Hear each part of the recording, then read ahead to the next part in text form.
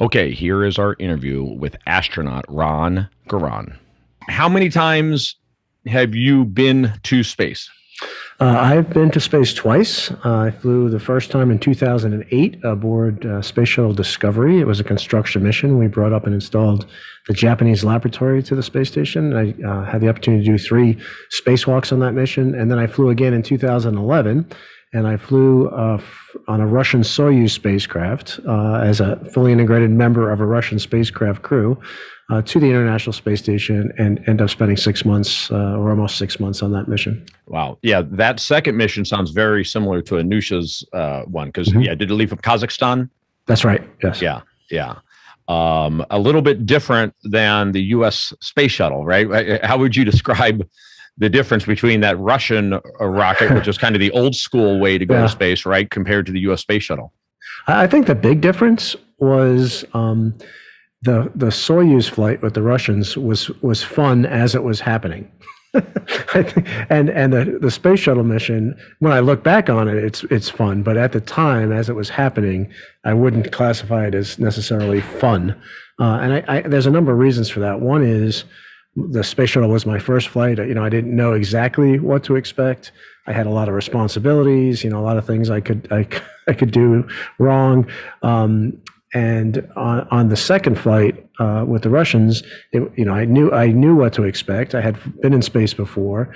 I didn't have a lot of responsibilities, and really all I had, the big thing I could do on the way up that I didn't have the luxury to do on the way up of the shuttle was look out the window, and so that was a lot of fun. The other thing is the shuttle is this big, massive, powerful vehicle that you're inside with 6 other people. The Soyuz is such a small spacecraft. It's like 3 guys in the trunk of a car.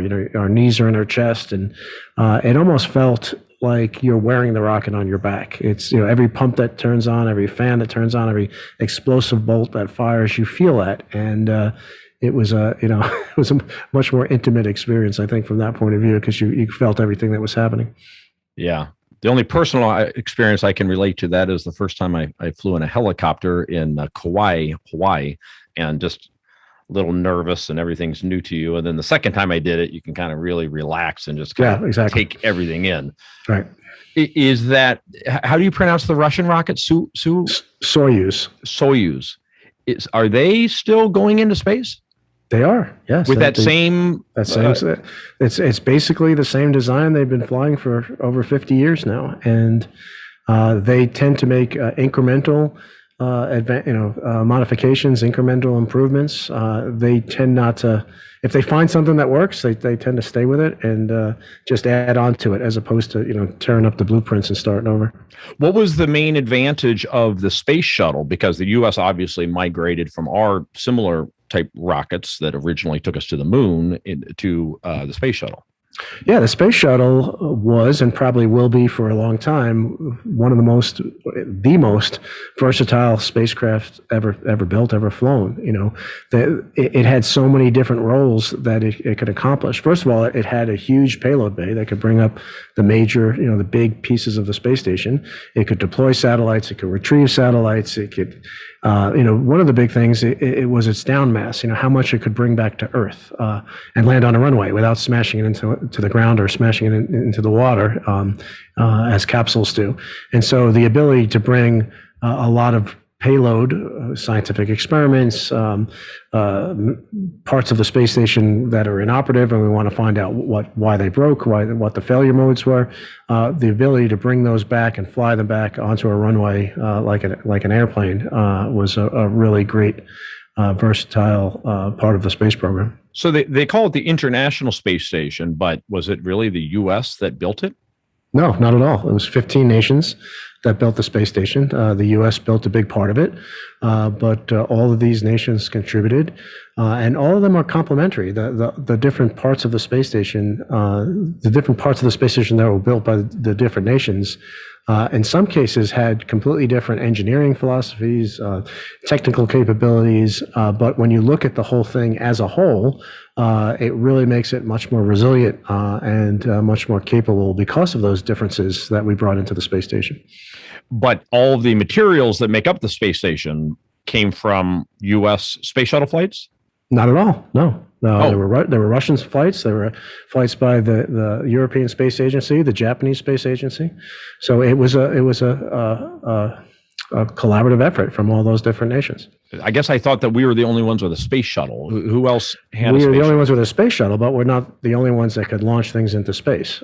So the other nations, there were Ariane rockets that the French launched, HTVs that the Japanese launched, obviously Soyuz that the Russians launched. So it wasn't just the U.S. Gotcha. So those rockets were able to bring things up that ultimately connected with the space station and deliver whatever materials. Exactly. And what's the current state of the International Space Station? Well, it's fully operational. It's been in continuous operation with a continuous human presence for 21 years now. It's scheduled to, the contracts of those 15 nations, I think, go out to 2024 if it hasn't been extended. But I think it's a little bit up in the air what's going to happen after 2024. I can't imagine that people are just going to give up on it. It's such a capable, it's probably the most complicated structure ever built. It was built in space. It's providing tremendous benefits to the world through the scientific research that's being conducted on board. What I suspect will happen is, in some cases, in some of those nations, some of their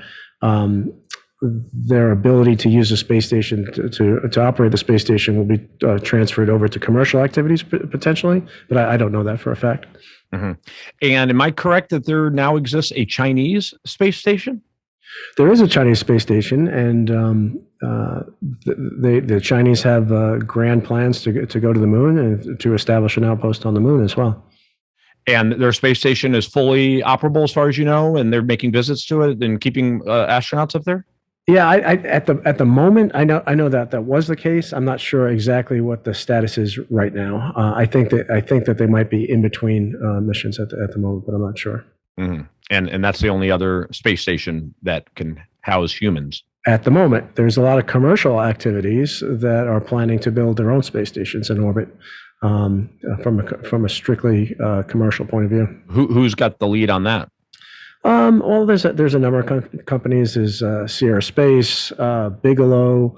There are different companies like that. I know SpaceX has their sights set on not just orbiting capabilities, but also lunar and onto Mars. And so there's what used to be the sole activity of governmental space agencies has really blossomed into an industry.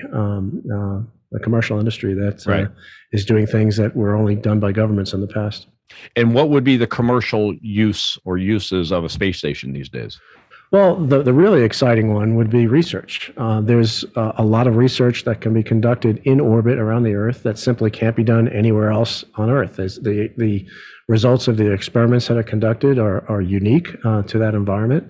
But there's also space tourism. There's also one of the things that I think we need to do, and I know we're getting a little bit ahead of ourselves, but one of the things I think is really critical for us as Americans, as a nation, and as a community of folks around the world, is to establish a transportation infrastructure between the Earth and our closest neighbor, the Moon, and that would enable routine flights between the Earth and the Moon. It would enable a permanent human presence on the Moon.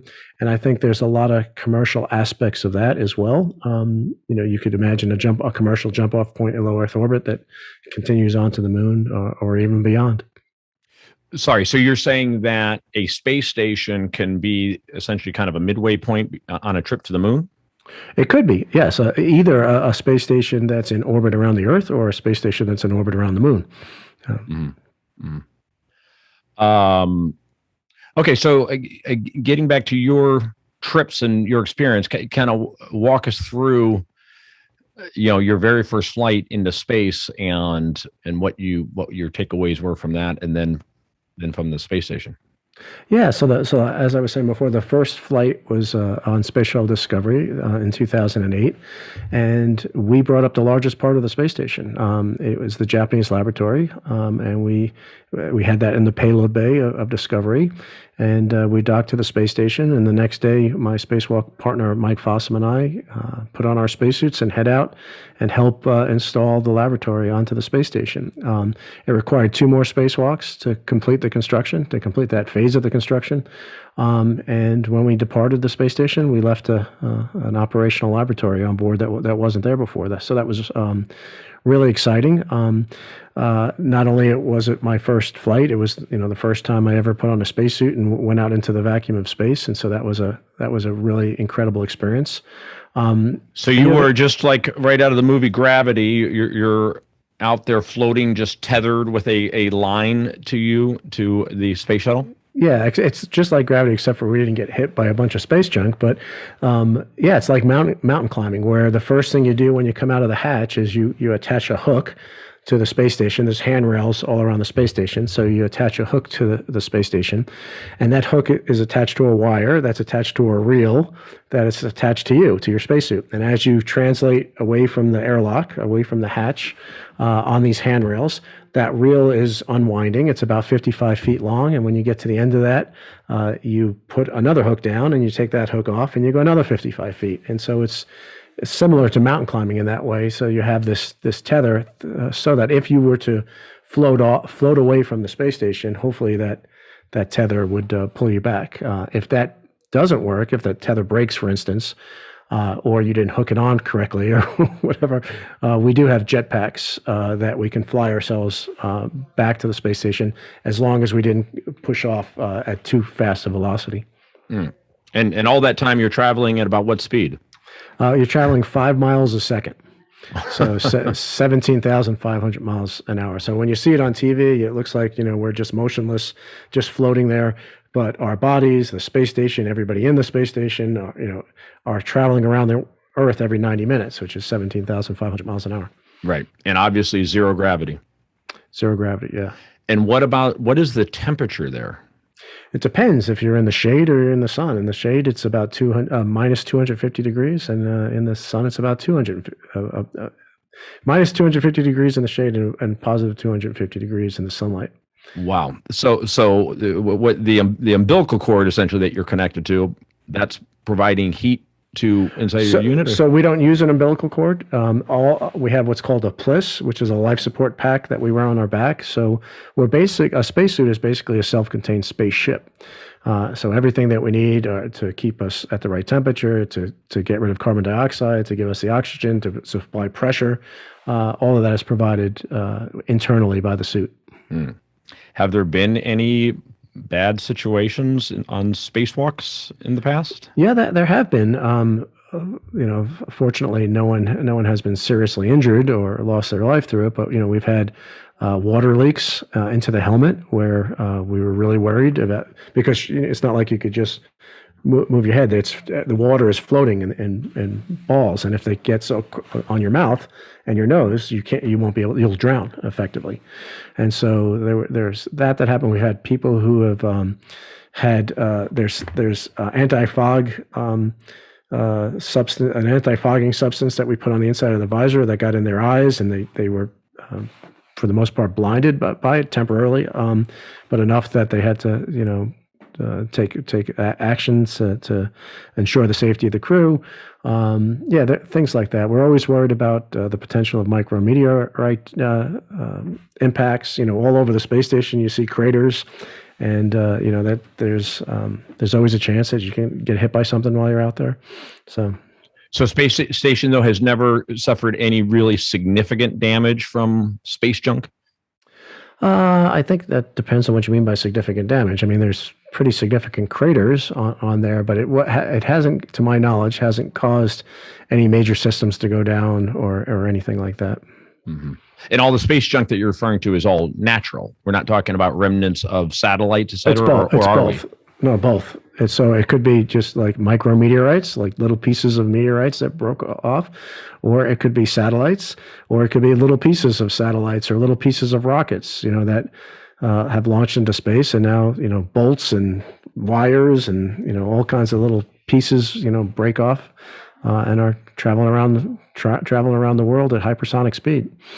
Is that becoming a significant problem? I mean, compared to natural space junk, like how much is the man-made space junk compared to the natural space junk? Any idea? I don't know what the percentage is. I don't think anybody knows because I don't think we can measure the natural stuff, but we have a pretty good idea on the stuff that we've put there ourselves, and it is a big problem. And it's a big problem that could cascade into an enormous problem. If one piece of space junk hits another one, it could set off a chain reaction where now instead of having 2 pieces of space junk, you have 50 pieces of space junk, and they hit things, and it could take off and cascade to the point where we could get into a position where space is unusable. There's too much up there. And the odds of hitting something become too great that we can't even fly. So we really need to get our arms around that. So put us in that spacesuit just for a moment with you, if you could, for that spacewalk. I mean, if you obviously, I'm sure you do, probably will never forget just, the feelings that you were having while you were doing that. And, I don't know if there was any fear element to it or any panic element to it, but you just got to walk us through how it felt. Yeah, it's an incredible experience. It's almost undescribable because there's no context with which to compare it to. So it seems a little unreal at first because, again, you don't have anything to compare it to. I had the opportunity to do in total 4 spacewalks. 3 of them were on my first mission. And I think one of the most memorable experiences on any spacewalk for me was on the 3rd spacewalk of the first mission. And on that spacewalk, my feet were clamped to the end of the space station's robotic arm. And with me attached to the arm, with my feet attached to that arm, it was flown through a maneuver that we called the windshield wiper. And this took me across a large arc across the top of the space station and back. And at the top of this arc, I was about 100 feet above the space station, looking down at this incredible complex against the backdrop of our indescribably beautiful planet 240 miles below. And it really took my breath away. I mean, that scene was just so strikingly beautiful. And I think what hit me, though, I think even more than the beauty of that scene was the incredible human achievement that the International Space Station represents. We talked about that 15 nations built the International Space Station. As we all know, some of these nations weren't always the best of friends. Some were on opposite sides of the Cold War, opposite sides of the space race. Some fought wars against each other. But somehow they found a way to set aside their differences and do this amazing thing in space. And as I hovered there above the space station, I wondered what the world would look like. How many fewer problems and challenges would we face if we could figure out how to have that same level of cooperation, that same level of collaboration, and bring it down to the Earth's surface. And I think we face so many critical issues and challenges on our planet right now, in our country and around the world, because of our inability to work together, our inability to set aside our differences, our inability to work towards common good. I think we're really hampered by our increasing divisiveness and polarization and everything else. It's really preventing us from solving these big challenges that we face. Who does, I guess I'm thinking of perhaps individuals, maybe agencies, but I'd love to hear the names of individuals as far as who really deserves credit for putting together that. And I think it's important to kind of recognize, because as you point out, we need more of that. So who were some of the key people or agencies that managed to put these 15 countries together to even dream this thing up, let alone then put it together and implement it? Yeah, literally there were tens and tens of thousands of people that worked on the program. But one of the interesting things was bringing the Russians into the space station program, because back in the early 90s, the Russians weren't part of the station. And as you remember, that's right about the time where the Soviet Union was disintegrating. And it was a really chaotic situation. And the Russian Space Agency and NASA negotiated the final entrance into the space station program with tanks firing in Moscow, in the midst of all this chaos. And in the midst of all that chaos, both sides, both Russia and the United States, felt it was so important to do this thing together that they risked life and limb to sign those agreements. And what was really interesting is back then in the U.S. and actually in other countries around the world, there was a lot of dissenters, a lot of people who objected to bringing the Russians into the space station program. They said the Russians are doing X, Y, and Z. Until they stop doing X, Y, and Z, we have no business doing anything with them. And to be clear, what time period are we talking about? Early 90s. Okay. So that's when the Soviet Union was coming apart at Right. that time. Yeah. Exactly. Yeah. At the same exact time. I mean, to the day. I mean, as it was falling apart, the NASA was in Moscow. So presumably 10 years earlier, this would not have happened. Wouldn't have included the Soviet Union, in other words. I don't know. We had Apollo Soyuz back in the 1970s. So I think what's important to realize in this case, and actually in Apollo Soyuz too, is that in the case of Russia and the United States and the other partners as well, there was this willingness to set aside our differences and do this incredible thing in space, to build the International Space Station, because we decided to push aside fear and embrace awe and wonder. We found something that we wanted to do together, the low-hanging fruit, if you will, and we decided to work on that together. And what developed from that is a certain level of personal relationships, a certain level of trust, and now that has become a platform that we can use to jump off and start to address the things that we don't agree on. But we tend to do the exact opposite. We tend to take those things that we agree on and use them as a stick to force the things that we don't agree on. And I think that never works. And I really feel that there's two really powerful motivators of action. There's fear and there's awe and wonder. And both are really effective in the short term. If a bear is chasing you, you're going to run pretty fast, right? But I think only awe and wonder works in the long term. Awe and wonder opens up the mind to rational thought. Awe and wonder opens up to new partnerships and new ways of doing things and new innovations, where a fear-based mentality, I don't think does that. And so in the case of the International Space Station, in spite of all the differences we had, we decided that we wanted to work on this thing together, this thing that was, the joint efforts of exploring space together and trying to push those envelopes. And because we did that, we wouldn't have a space station right now if we didn't do that. Because after the Columbia disaster, the only way for us to send people to the space station was with the Russians on the Soyuz spacecraft. And there's a lot of redundancy and a lot of resilience that has been brought into the space station program because of that partnership. And it's not just a partnership in name. It is there's not, when we're on the space station, there's not the Russian crew and the American crew and the Japanese crew and the whoever. It's just the crew. We function as one single crew, one seamless integrated crew. And it's not just the crew on orbit. It's the crew in mission control rooms around the country, all working together seamlessly to achieve the objectives of the mission. The number one objective of the mission is to maintain the safety and the lives of the crews on board. And so, I think it's a really good example for us to follow if we so choose. Who was on the space station with you, and where were they from, and did everyone speak English? Yeah, for the most part.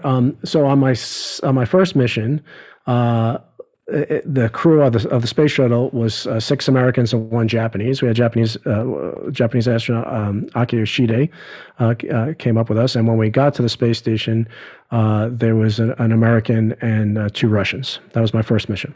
My second mission, when I flew up with 2 Russians, and when we got on board, there was a Russian, an American, and an Italian astronaut, and we had an overlap with them for about 2 months. They went home, and then another Japanese astronaut, another American astronaut, and another Russian astronaut came up. But we also had the opportunity to host the last 2 space shuttle missions: the last flight of Space Shuttle Endeavour, and then the last flight of Space Shuttle Atlantis, which was the last flight in the space station program. And we had other nations that came up on those shuttles as well. Mm-hmm. And what was the you were up there for about 6 months, right? Correct. What was the feeling that you had when you returned to Earth? Well, I had mixed feelings. I mean, I was obviously really excited to get back to Earth and to see my family and my friends and my loved ones. But I also knew that in all likelihood, I wouldn't get an opportunity to go back to space. So there's a lot of things that define the beauty of life on Earth that I missed when I was in space. And some of it I realized before I left, that, I'm not going to hear the sound of the birds. I'm not going to see the mist on the lake. I'm not going to see all these beautiful things and experience all these beautiful things for the next 6 months, because I'll be in the artificial environment of a space station. But there's also a lot of things that define the beauty of life in space that I miss to this day. You know, the weightless freedom of being able to be in a microgravity environment, the incredible, unbelievable, indescribable view of our planet that's constantly changing because we're going around the Earth every 90 minutes. The being a part of this big team that's doing great things and being a part of something bigger than myself. Not that you have to go to space for that, but that is, certainly is the environment of space and space travel. Mm-hmm. Yeah, I know Anusha said that she wasn't ready to return, but I'm still moved by the movie Gravity, and was moved by the ending where I think Sandra Bullock finally returns to Earth. Of course, she had a pretty traumatic experience out there in space, but you know, at the end of the movie, it's almost like she's hugging Earth. Right. And it really makes you kind of feel as, you know, Earth is our home as opposed to simply where you live, your residence, but actually this feeling of Earth itself being your home and you being of Earth. And when I was reading some things about your book and prepping your book, I think you make the statement that we are of Earth, not from Earth. Right. Tell us what you mean by that. Well, I mean, there's a lot of layers to that. In the most simplest terms, it's that, you know, when you look down at the planet from space, you get this sense that you're looking at a living, breathing organism, right? And in a sense you are, because the ecosystem, you know, life doesn't, we're not living on life. We didn't come from somewhere else and get planted onto Earth. We were born on Earth, from Earth. And so it's all part of one process. So life sprung up from Earth. It continues to spring up from Earth. And so, you know, if we fly a spaceship, you know, 2,000 light years away from the Earth, in some sense, the radius of the Earth just became 2,000 light years because we are part of Earth. You can't separate Earth from us. And it's interesting that you brought up that word home, and how, you know, talking about Sandra Bullock in the movie Gravity. And I had a very, very similar experience. And when I returned to Earth after the 6-month mission and the Soyuz basically landed on the ground, it hit pretty hard. And it hit so hard that it bounced and it rolled and it flipped over. And now my window was pointed down at the ground. And out of the window, I saw a rock, a flower, and a blade of grass. And I remember thinking to myself, I'm home. And what was really interesting about that thought, and I realized this right away, was I was home, but I was in Kazakhstan. And so to me at that moment, my home wasn't just Houston, Texas, where at the time my family was waiting for me to return. Home was Earth. And our definition of that word home has profound implications for how we problem solve, how we treat each other, how we treat our planet. And what I realized pretty much right away was broadening that definition of the word home to encompass the entire planet doesn't come with a requirement to forget where we came from, or national, cultural, religious, ethnic identities and affiliations. It simply means seeing those things in the context of the bigger picture, seeing them as a part of the overarching whole.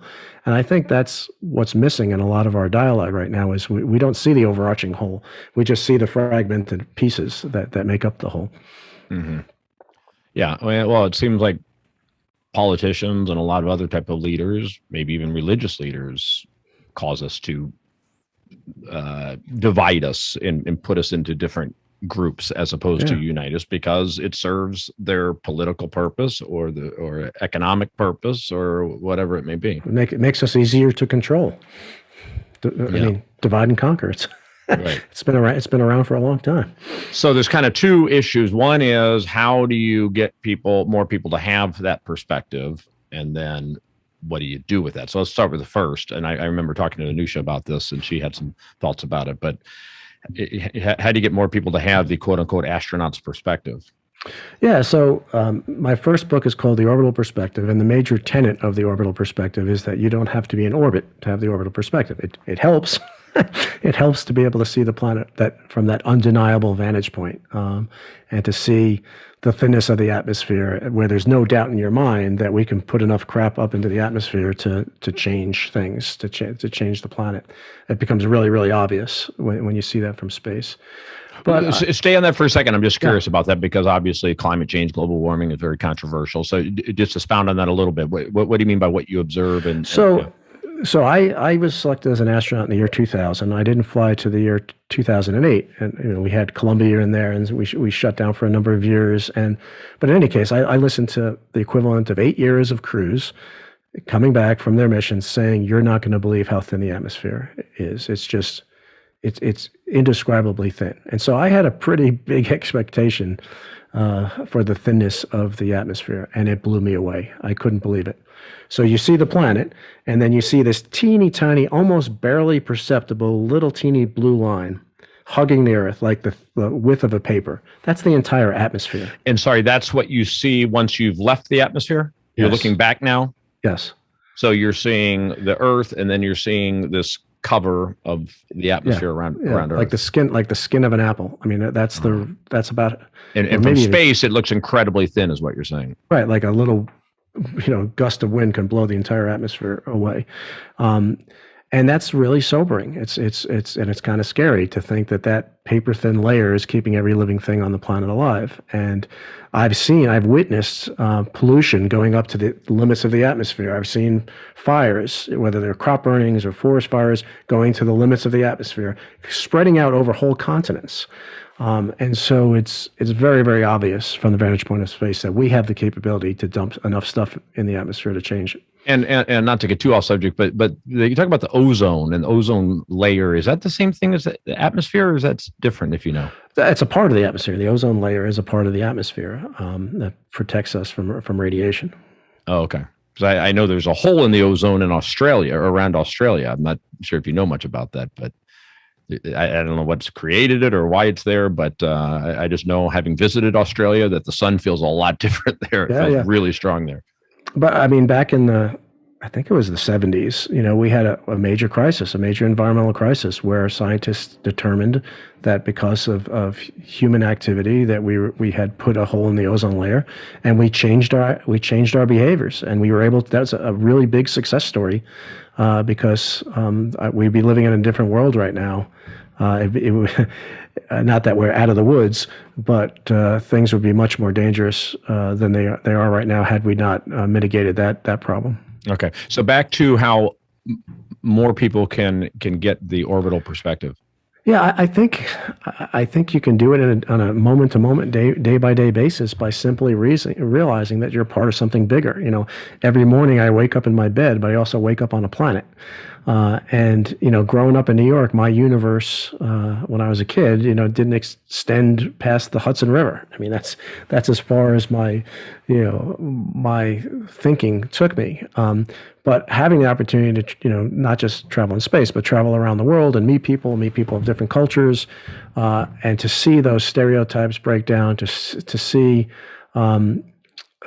empathy develop, I think is a good way to do that. One of the ways we do that is by listening, right? By being able to listen to folks. And so if somebody has an opinion that is completely 180 out from your opinion, completely different than your opinion, we should, before we dismiss it outright, we should listen. We should be able to have a rational conversation with folks. And I think one of the ways we were able to do that is by not identifying with our own positions as us, right? Because if you attack my opinion, we take that generally to mean you're attacking me personally, and that leads to a different conversation. And so I think that all of us need to be a little bit more open to hearing differing opinions. And one of the things that's really important about this is the very diversity of our perspectives, because different opinions are probably coming from different perspectives, right? And so that diversity of perspective is a source of great strength if we allow it to, because when we see things from two different perspectives, we're seeing it in stereoscopic vision, right? We're starting to see it in 3D. We're starting to see the depth of things. So the more perspectives that we apply to a situation, to a problem, to a challenge, the deeper is going to be our understanding of that problem, and the richer and more effective are going to be the solutions that are derived from that. And so what we tend to do is see these differences of perspective as, things that I need to put a wall between. I need to separate myself. I need to attack. I can't recognize any merit whatsoever in this other perspective, because if I recognize merit, then they're going to increase and I'm going to decrease. It's zero-sum game thing playing out. And that's not the reality of the world. Is that the very difference of opinions is what can lead to a real strength of solutions. And if everyone came from the same orbital perspective, at least as a foundation, then it perhaps opens that up more. Yeah, right? if by that you mean a willingness to take in the big picture, yes. Right. But what in my new book that just came out a couple of weeks ago, Floating in Darkness, I borrowed a term from cinematography called a dolly zoom. And what a dolly, you've seen it in Jaws and Vertigo and a bunch of different movies. And in cinematography, what it is the camera is dollied back or rolled back at the same time in the same rate that it's zoomed in, right? And so it serves to kind of challenge the viewer's perception of reality. It gives depth and height to a scene. But if you dolly zoom a situation or a challenge or a problem, what it means is you zoom out to the widest geographical area possible. But as you zoom out, you keep in focus the worm's eye details on the ground. You don't zoom out to the point where people become numbers on a spreadsheet or just a workforce or a voting block or whatever. They maintain, their identity as valued members of our human family. It also has a temporal aspect to it. And that means that we're going to zoom out to the widest time frame possible. So if we have some type of piece of legislation or some decision or something that we're going to enact, we need to look at what the long-term effects of that are going to be. Ideally, a multi-generational effect. How is this going to affect our great-grandchildren? Because right now, what we tend to be solely focused on is the next shareholder report, the next election cycle. These things are important. So as we zoom out to the long term, we can't lose sight of that short term either. And then the last part of the orbital perspective, or the dolly zoom effect, how it applies to the orbital perspective, is to look at things at different perspectives. And that thought came to me on a spacewalk as I was looking down at the Earth and realizing that my perspective was changing by 5 miles a second. And again, all that we talked about, how those varying perspectives gives us strength to our problem-solving process, all need to be put into place. And so you don't have to go to space to realize any of that. And by looking at the long term and the short term, looking at how things affect the local area in addition to the general area, does it help over here but hurt over here? All of these things have to be taken into account in the big picture. Mm-hmm. When you communicate with other astronauts and talk about things like this, I mean, do you find that they kind of share the same orbital perspective as you do, and you find that your conversations with them are qualitatively different than they are with people who have not experienced it? I'm going to hesitate to answer that in a way because again, with the tenet that you don't have to go to orbit to have the orbital perspective, right? The answer is yes. My conversations with people who have experienced the planet from space, we're a couple of steps advanced in the conversation because we already have a similar experience to compare it to. And almost, sorry to interrupt, but almost uniformly, people who have been to space, they do share this. They're affected in the same way. I think they are to varying degrees and to varying realizations, and with at times differing lexicon to describe the situation. But I'm a filmmaker too, and I've interviewed astronauts, and we've asked them, did you experience did going to space change you? And they would say, oh, no, it hasn't changed me at all. And then they'd spend the next 15 minutes talking about all the things that have changed in them since going to space. So I think that's the case. But again, you don't have to go to space to realize any of this, and that you don't. There are conversations you could have with folks where they are on the same sheet of music, that they do understand that there's a local picture and a big picture that have to be integrated. There's a long term and a short term that have to be integrated, and all those other things. And that, go ahead. I'm sorry. Well, sorry. Yeah. So I was just thinking, so kind of back to the idea of, okay, how do we give more people this perspective? Some people might intuitively have it, or some people might have watched Gravity, which was kind of the case for me, and thought I picked up a little bit of it, right? But how do we give it to more people? And the thing that kind of strikes me is school. That if you could give it to children, I don't know what age would be appropriate, but is there much of an effort there? I think there is, but I think there's lots of things that we could do to help give people that perspective. But I think the biggest thing we could do is stop preventing them from getting that perspective, because really, if we just I think it's the natural state. I think the natural state of humans is to have this big picture perspective. I think that we artificially um, retard that development. We artificially prevent that growth from happening, and we do that in our hyperpolarized, divisive world that we live in, where we're all placed in our own echo chamber walled boxes by the algorithms that determine what things we're going to see on social media, Yeah. for instance. Although we've needed great scientific advances, because we used to think the world was flat, and right. So thanks to scientific expansion and being able to do what you did, et cetera, we are opened up to this. So while at the same time we've been opened up to this, to your point, we're not embracing it because we're being taught to focus on our little world, our own individual worlds. The perspective, the orbital perspective, or whatever you want to call it, the perspective is not the endpoint. The endpoint is to be a fully functioning society, to be a fully functioning species that's embedded into the biosphere called Earth.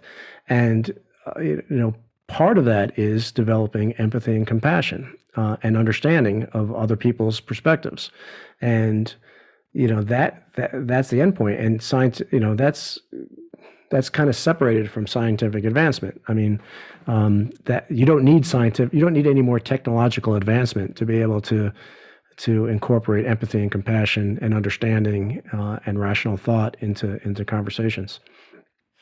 I think, unless I'm just invented this in my head, but I thought I heard about an effort to use 3D and maybe these 3D goggles that would give the ability of somebody to kind of really feel like they've experienced going into space. Have you heard about something like that? I mean, it would be great if it could be done.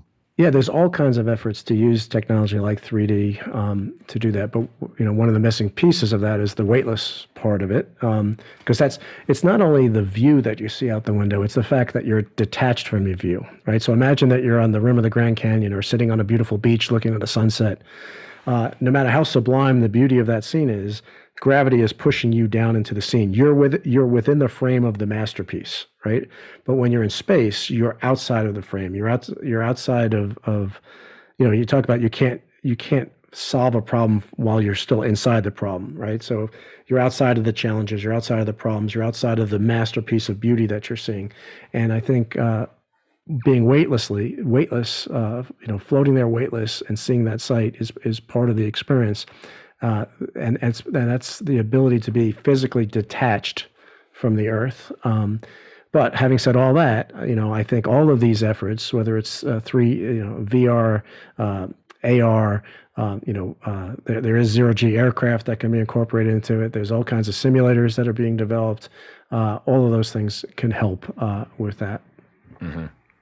So, what do you kind of see as your mission at this point? As far as, I know you wrote these two very impressive books, and, what are you really trying to achieve, and what's maybe more importantly, what is the end game? Because to be honest, it all sounds great in theory, right? But in practice, it sounds like unlikely. So I guess A, what do you think you're trying to accomplish? And B, what are we trying to get to? Sure.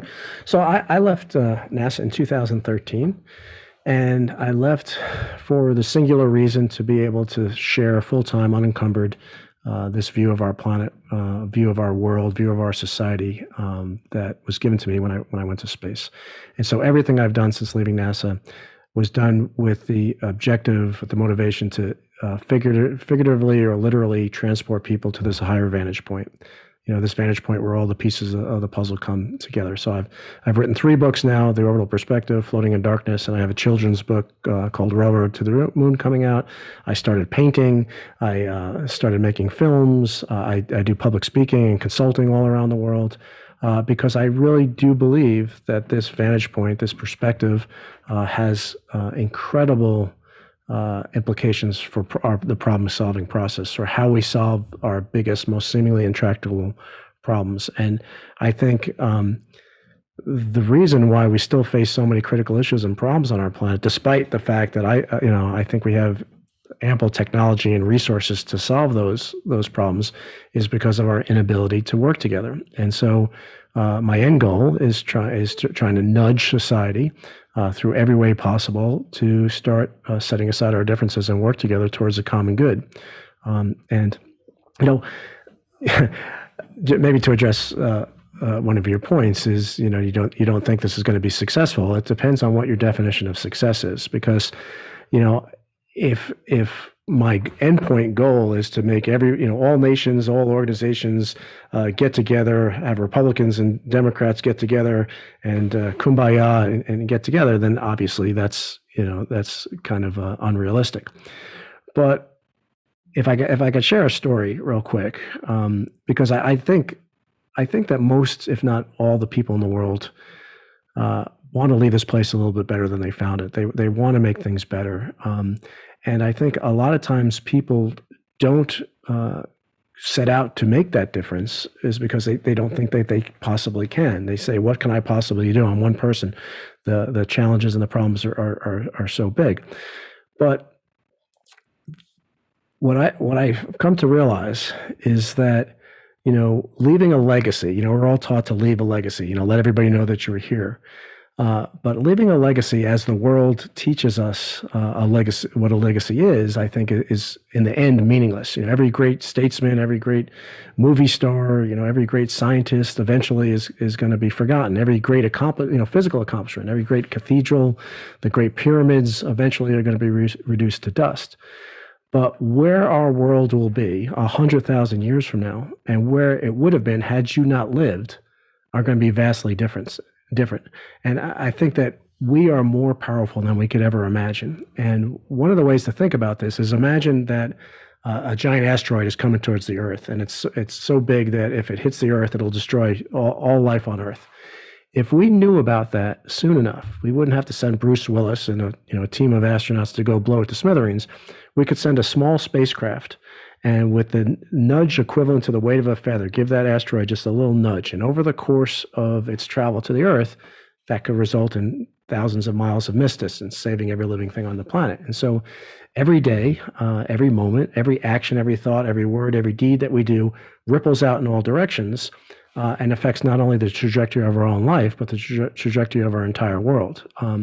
And 100,000 years from now, that's going to mean a big difference. And so all I'm trying to do, and I judge my success at the end of each day when I set my head on my pillow, did I make more positive nudges today than negative nudges? And I think all we could ask from folks is to make more positive nudges. So is part of it advocating for more space exploration? Because, it does sort of serve the ends that you are seeking in theoretically bringing us together.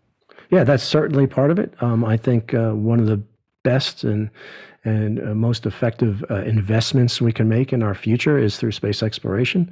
I think that has the biggest payback to life on Earth. And so... it has, the dual benefit, I think you would argue, right? That just as the space station brought these 15 countries together, as long as we're not constantly battling in space, if it's not Star Wars out there, if it's done in a unified way, it has the dual benefit of all the knowledge we gain while bringing us together. Yeah, there's the unifying effect of space exploration because it's built on a foundation of wonder. There's all the scientific and technological advancements that come from the space program. There's also the fact, or not the fact, my opinion, that the more people that have the opportunity to see the planet from that vantage point, the better off we're all going to be here on the Earth. Right. So you're a big fan of the space travel going on, or the space tourism, I should say, that's going on. I am a fan of it, and I think that it's the baby steps, the first steps, if you will, of a blossoming space travel industry, where space travel will hopefully become as commonplace as air travel. And I think, if you look back in the early days of aviation, it was not a common thing that people flew on an airplane. It was a very special event by really select people. Now we don't think twice about hopping on an airplane and flying anywhere in the world. I think we're potentially on the verge of that happening in space travel. And by the way, not to nitpick, but I'm just curious, like these Virgin Galactic flight that they had, and then what's the Bezos company? Blue Origin. Blue Origin. are they truly going far enough up in space to, in your view, truly get the perspective? Because it seems like, yeah, they see the curvature of the Earth, but I'm not sure they're really seeing just Earth in its Yeah, entirety. they're certainly not seeing the whole planet hang in the blackness of space. Neither are we on the space station. You got to get a lot farther away from the space station. But the biggest difference is not necessarily how far away from the Earth you are; it's how fast you're going. And so with Jeff Bezos and Richard Branson on their respective flights, they went to about 3,500 miles an hour. That's pretty fast. But to stay in orbit, to be in orbit, you have to go to 17,500 miles an hour. So I think they flew high enough to get a brief glimpse at what the planet looks like from space. On their launches, they watched the sky turn from blue to black. They saw the curvature of the Earth. They saw the thinness of the atmosphere. They saw our sun in a black sky, not a blue sky, and that they saw our sun as a star. And so that I think that's enough to give you this sense that I'm looking at a planet. I'm not just looking down from from a high altitude airplane. I see that that there's a planet. There's a planet in space. The planet is against the backdrop of the blackness of space. That could be a very, very profound experience. It's an experience in those cases that doesn't last very long. It's just a few minutes. But again, these are baby steps, and efforts like SpaceX and other orbital companies are taking people to orbit, and so that's where you go to space and you can stay in space. So it kind of raises an interesting question. We work together, 15 countries on the space station, but is that really the best model for advancements in space travel? Because we all know about free market competition and how good that can be at finding advances. And that's sort of the model we've got going right now. There's this element of kind of market competition in going to space, and not so much the countries cooperating thing. Okay, so I don't think they're mutually exclusive, and you know, I think what government and space agencies are uniquely able to do is to do things with a very, very long return on investment, 20, 30-year return on investment. There's not a lot of commercial activities that will make significant expenditures with that long of a return on investment. And so what I see not only is what I hope for is not only increased international cooperation amongst the various governmental space agencies, but I also hope to see more public-private partnerships, so that you have the best of all worlds. You have the best of the free marketplace. You have the best of the long-term vision of the big and the financial backing of the big government space agencies, and the history and the expertise of those agencies as well. Even if you look at SpaceX, for instance, SpaceX has gotten hundreds of millions, if not billions of dollars from the U.S. government to spur that commercial market. So it's going to be a public-private partnership for at least for a while. Mm-hmm. And right now, you've got, unfortunately, some developments going in the wrong direction as far as the countries working together. Isn't there recent news that Russia and China are planning something together that doesn't include the U.S.? Yeah, and I don't know if it doesn't include the U.S. because the U.S. has prohibited any cooperation in space with China. So I think that's kind of on us. So I'm of the impression that we need to be cooperating, not just with Russia, but with everybody in the space. So you would put aside, your view is put aside all differences, whether it's trade, whether it's human rights, they've got concentration camps or whatever's going on, because there's lots to complain about, but among countries.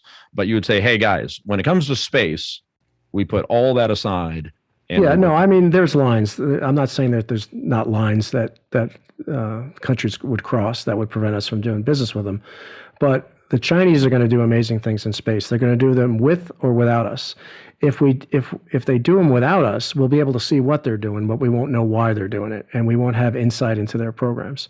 And so, I think it's in our national interest to be cooperating with the Chinese in the space program. And I think there's it's not like we're going to be giving a lot away either. I mean, it's most of this stuff is known, is out in the public domain, is I think there's a lot to gain and there's not very much to lose in that sort of thing. And I think the way to go is together. I really do. I think we've proven that with the International Space Station program, and it leads to a safer world. It leads to more capabilities in our space program. It leads to more redundancy, more resiliency, and I think we should be doing this together. Well, we're up against your hard stop. I'll just kind of get your final thoughts on this kind of something funny that occurred to me that, whenever we think about have we been visited by aliens or from another planet, we always think of them as a monolith, that it's basically the representative, the Martians have come. We don't know what would have happened on that planet. How did they get here? Was there a bunch of fights over who was going to get here first in free market competition or what? So working together is probably the best way to travel far, right? Exactly, Lexi. And I mean, I think we would come together pretty quick if we had some obvious, undeniable existential threat. That was coming at us. So. Yeah. And do we have that yet? We don't know. Well, I would argue that we do. But that's why I said undeniable. Yeah. Well, you'll have to listen to some of our Tic Tac UFO episodes on that. But that's what I was saying. We have our own existential threats. Oh yeah. That we don't need aliens to create. We've created them ourselves. Thank you again so much to Ron Garan. You can check out his book, Floating in Darkness, A Journey of Evolution, anywhere you buy books other than Amazon. It's on Amazon, but again, we don't recommend you buy from Amazon. They've banned too many books that are important books for people to access. Thank you to our producer, Michael Parker. Thank you all for listening. We'll be back soon with another episode of The Hidden Truth Show. Thank you for listening to The Hidden Truth Show with Jim Breslow. You can find us at hiddentruthshow.com. Follow us on Facebook, Twitter, and Instagram at Hidden Truth Show. Join us again next week for another episode of Hidden Truth Show with Jim Breslow.